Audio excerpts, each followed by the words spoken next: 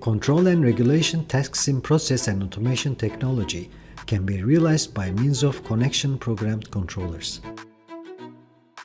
Learners can work through this important introductory training topic in a clear and practical way with the SkillsConveyor and a control cabinet. They learn about the structure and function of industrial components in electrical engineering, mechatronics, and automation technology, plan initial circuits with the help of fluid sim, and then set them up with relays, contactors, push buttons, and switches.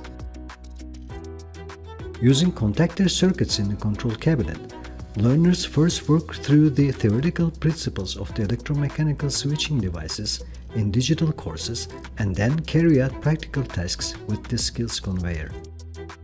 Learners also gain an understanding about the circuits such as contactor and push button interlocking, as well as electrical protection components such as line, residual current, and motor circuit breakers.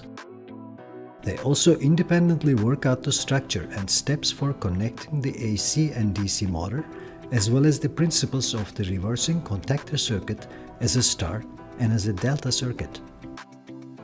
Tasks for carrying out systematic troubleshooting round off the subject block.